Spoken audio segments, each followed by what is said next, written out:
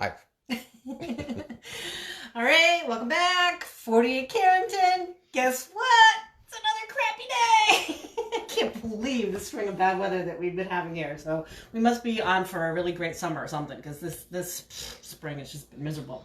So what are we going to make today? Well, when life gives you lemons and it's Mother's Day, make a lemon tart. So that's what we're going to make. We're going to make a lemon curd tart with this special meringue topping that I'm going to create out of these ginormous marshmallows that we got for Jaden to have in hot chocolate. And then I'm going to show you a quick little appetizer that you can make for Mom this weekend instead of going out. And it's really simple, but you probably have to go to the grocery store to get some of those ingredients so that they're ready in time. I'm going to demonstrate how I got this little tart complete down here. I don't know if you can get that, but there's 3 different ways that I finished that off there. So we're going to go over that. I'm not going to make the lemon curd on camera because it took a while. So we made it this morning because you had to let it sit in the refrigerator. But I will give you the directions, the ingredients on how to do that on our Facebook page, John and Heather Perfetto, over on YouTube. So you could go check it out there. Also, we have a special slideshow presentation for you at the end of today. So we're going to link that. What do you hear the camera go on? You have to get in the crowd. Get off the counter. So we're going to give you the link to this little slideshow presentation that we have going for you today. Okay, I don't mind frame there, or is it the cat? Everything I'm okay? holding the cat. So let's start with this lemon curd. What we did was we took lemon juice. Jaden and I did this morning. Lemon juice, eggs, sugar, a pinch of salt, which I'm going to omit from that because I didn't look properly and it called for unsalted butter, which I don't have, so I'm going to omit that. And you cook the sugar and the eggs, whole eggs, 3 whole eggs, 3/4 cup of sugar. What's the third? We'll put it on the channel. Oh, and lemon juice, and half a cup of lemon juice. So you cook that over a very low flame with a thick bottom stock pot, right? This is my Calphalon pot that I cook this in, and a wooden spoon. You stir it for about 5 to 7 minutes on low heat until it thickens. And then you take it off the heat and you add 4 tablespoons of cold butter to it. We put it through a strainer. I had lemon zest in it too, so Jane said, let's put it through a strainer. So we put it through a strainer and then we put it in the refrigerator to set. So what you end up with is this beautiful lemon curd, which you could just eat on toast or for tea time. But we're going to make these little tarts because that's the kind of pan that I have. And then I'm going to show you what I did with this here. So I still have this cookie dough from Christmas in my freezer. I just keep taking it out. So we're going to roll this out. You want it to be pretty thin. You could also make a whole tart or pie if you want this with this method, with this lemon curd. And I think that might even come out better with what we did with marshmallows. So let's not make this a disaster today, Heather. Okay. All right, I'm going to use this Pampered Chef it's a brownie pan, but I'm going to use this because it came out great today. With that. So I'm going to spray the tart pan. Now you could go ahead and cut your squares you're going to use in there, or I'll show you another trick. Why do it like that? Okay, you want it to be a little bit bigger than the pan itself because you've got to get the walls going here. So you've got to cut your square, whatever this is, 2 by 2. You've got to cut your square 3 by 3. You can get out the rulers if you want, but I'm not really interested in that. Just eyeball it. Okay, because when it has to go in that extra inch. And I think people forget that when they're making pies and tarts. And then if you have an accident over here like I did, just get a little piece of dough and cut and paste. Slap it on there. Okay. Now, you could also find, I don't have a square tart, but you could also get like a round cutter like this, or this fluted round cutter. These cutters I have are ancient. There was some baker guy that came into the old Gingham's, right? Is that, yeah. No, is that what it's called? I don't know, the old Rainbow Gardens. And he was going out of business, and he like pulled up with a trunk full of stuff and dumped it all off and gave it all to me. So if you want to be really perfection, you could cut every single one of your rounds same size. Perfect. Get that in there. Or you could push that back together again. Use a crinkle cutter, and then you'd have like this finished pie edge. Now you can make these in any tart shells that you have. This is just what I had today. So this one you'll see is going to have like little crinkled shells, but that cutter wasn't big enough. That went down. You could see that that's not going to work because the side's already shrunk down too much. So when that goes in the oven, it's going to shrink a little bit, and I'm not going to have enough vessel to put my lemon curd in when it comes out. I'm just bang out this last one here. Come on, cooperate.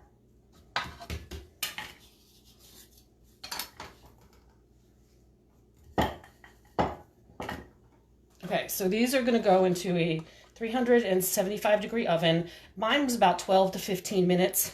And you could go in here and get like really precise with these edges and make them perfect. You could also, I don't suggest this, you could go and crimp them with a fork, but I'm afraid you won't be able to get them out of there. So you could try it, but I don't want anybody to have nightmares at the end when they can't get their tarts out of here. So then the next thing before it goes in the oven is you just want to prick the bottom, because we're going to pre-bake these shells. Fill them. Okay, so this is going to go 375 for 12 to 15 minutes. I'm just going to set the timer to remind myself because I'll get caught up in something else. Not 30. My timer's so weird. Once it gets past 15, it starts going by. Okay, we'll go with that. So here's the little tart shell that we had. So that you would keep them in that pan when it came out, because they're going to go back. Well, they're going to go back in the oven. Let them cool? Yeah, let them cool. And then you're going to take this cold lemon curd that you made and fill the tart shells. But they're still going to be in that brownie pan, okay? So now here's your options. You've got this great big marshmallow. You could just slice it this way to get around. That's this tart. That's what this one looks like here. You could cut the marshmallow in half this way and then lay the flat surfaces down and cut half moon circles like this. That's what this one is. I tried to make it look like a flower, but the tart wasn't that big. I think if you did this in like a really big pie, like on a pie shell, and you put them around like this, I think, for instance, this would be your tart shell. Your lemon curd would be in the middle of that, and then you would put all these half moons, these big marshmallows around the outside. I think that would look like a beautiful flower. And then the other way I cut them was I cut straight down, and I cut these long like bassinet sticks. So that's what that is. That's 3 on there. But again, I think if you did this in a big tart shell and you put these around in these long sticks like this, I think it would look like a daisy with the yellow in the middle. So that might be like a really cool thing to do. And of course, if you don't have marshmallows, I did this.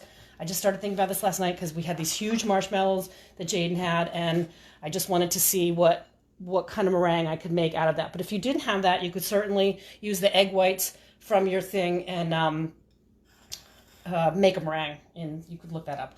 So I finished mine. We tried it 2 ways this morning. One way we tried with a propane torch, but we found that we just like torched it and it kind of didn't taste so great. So these I put in my broiler on high. I have a gas oven, so I turned my oven to broil and put them on high and baked them, and that was about like 3 minutes, but I paid really close attention to it, and I spun the tray around a few times so that the heat got evenly distributed on them. But because I have this other food in there now and I can't do that, I'm just going to put the one on here, and I'm going to use the propane torch to show you what this looks like.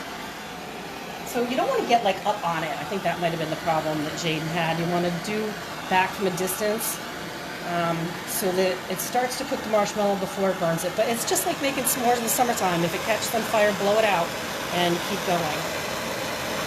And also, this is kind of a big propane torch. This is like for lighting the stove. But there's smaller torches that they make. It's like a creme brulee torch.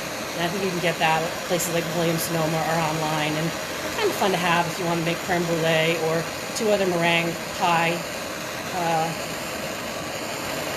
techniques. See, it almost caught on fire there. So if it almost catches on fire, move around. And you want to make sure that you're not aiming it to the curd or the crust, because you're just going to burn that. Or the cutting board. Yeah, I know, I see that. My cutting board is desperate. It'll be one of the first things I get when we get out of this quarantine. I'm going to get myself a cutting board. See, put it on fire. Just blow it out. Don't blow out your torch. Just blow out your marshmallow. It's just like when you're in camping, all right? So that doesn't look too horrible.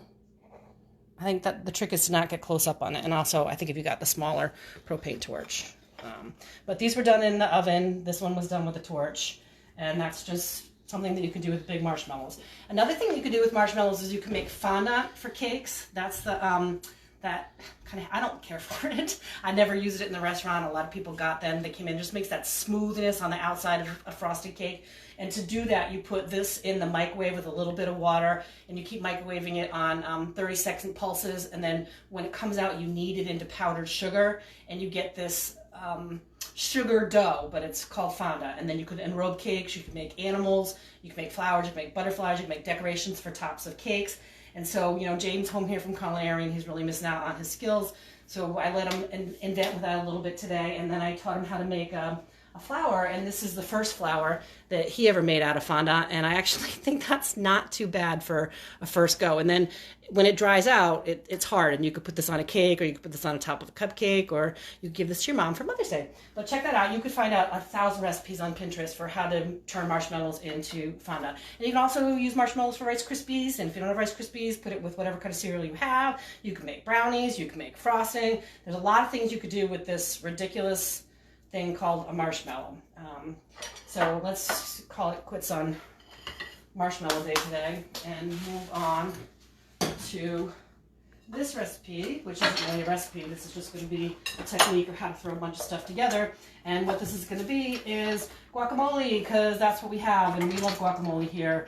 And this is something that I think if you ran out and just got this little grouping of ingredients, and I'm going to say add cilantro to it too, because I don't have cilantro here at home today, but cilantro really makes guacamole amazing. And when we had the restaurant downtown, Mother's Day weekend, we probably sold 3 or 4 cases of avocados in the form of guacamole and the tortilla chips that we served down there.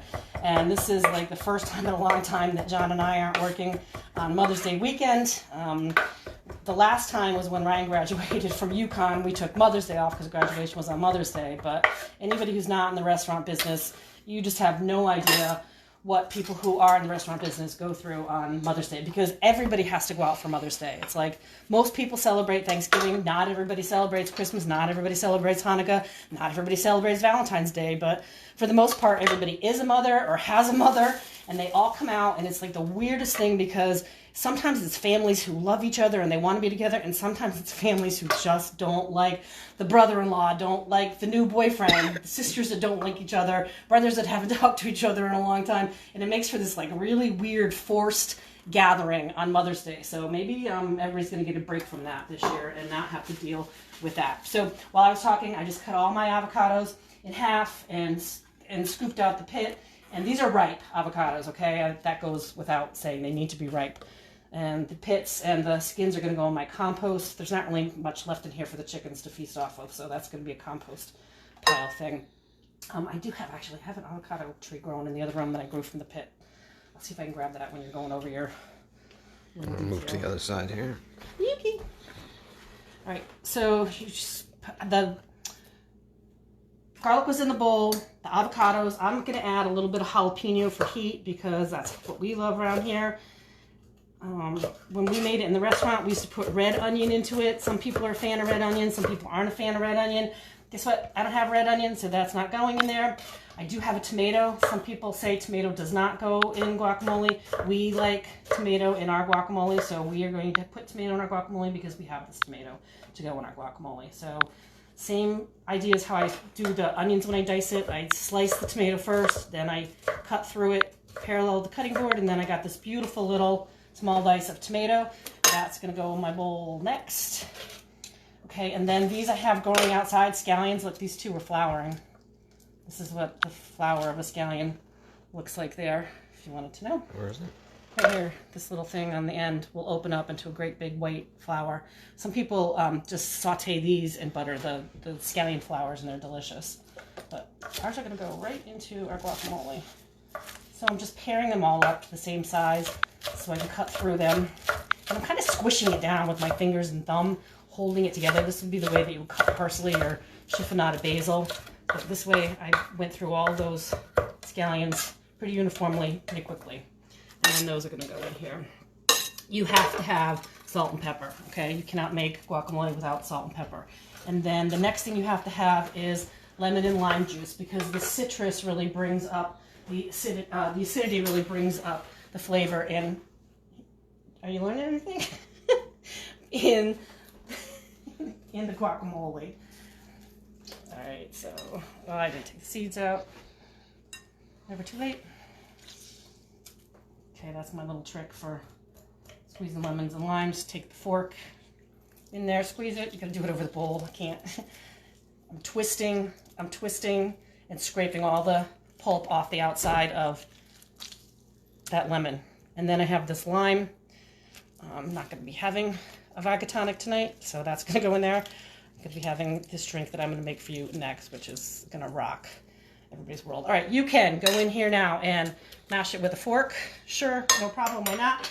But I found my pastry cutter that I didn't have in the beginning, and I'm so excited because not only does this make pie crust really great, this is instant guacamole maker. Instant guacamole maker.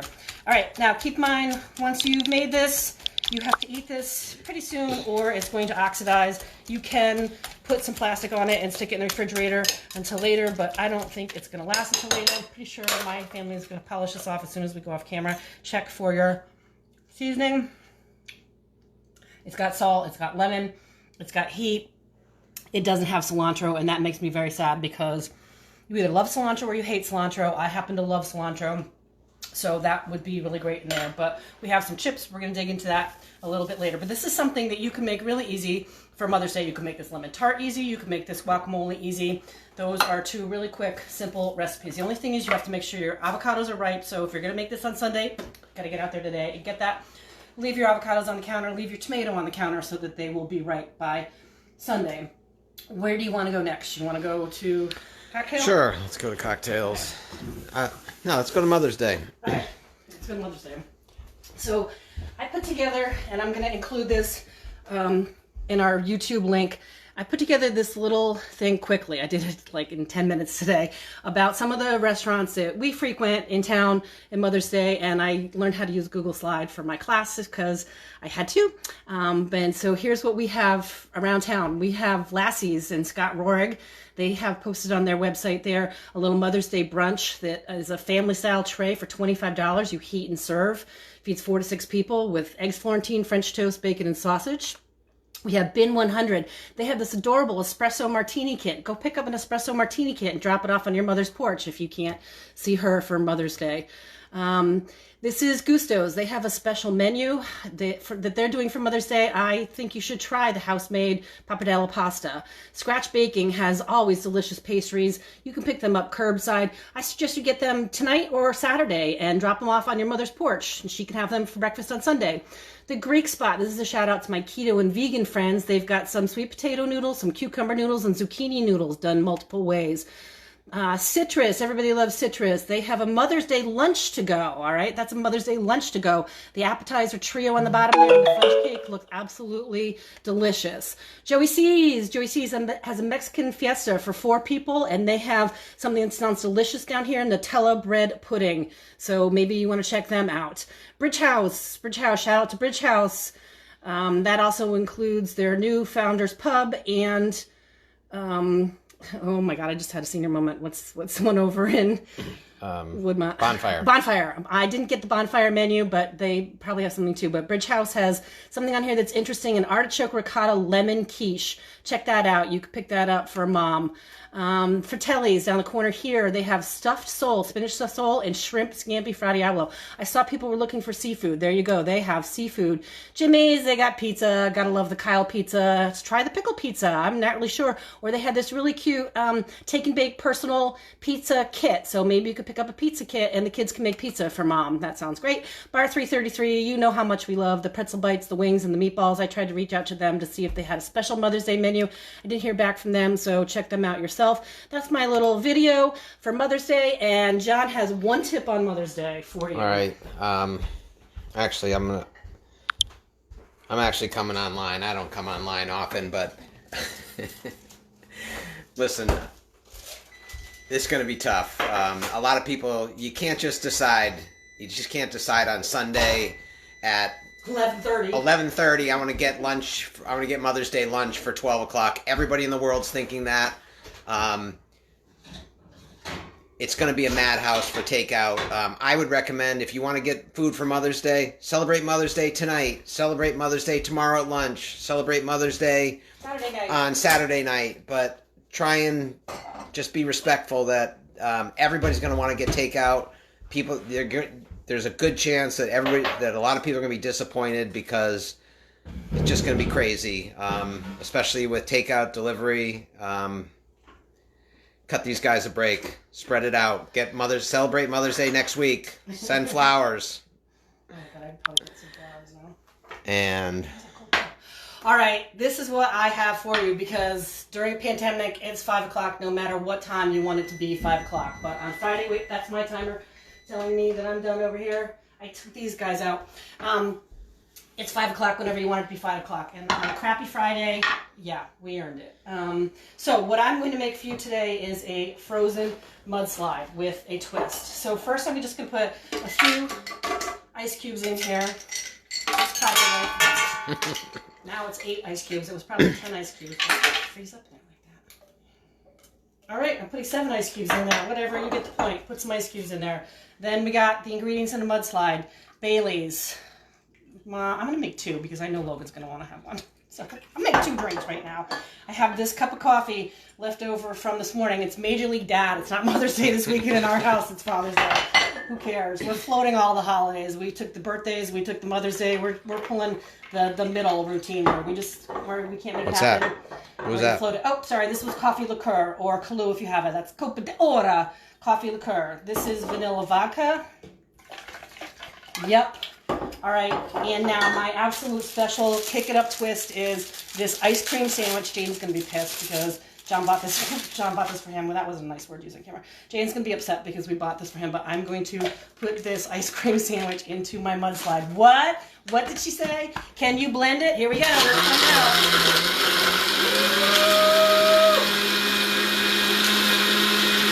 Probably needs the ice that I lost on the floor. Hold on, I want to grab another handful of ice that I lost. Because it's going to make it a frozen mudslide. You could drink it just like that, but let's make it a frozen mudslide. So here's another handful of ice into my blender. And, yes.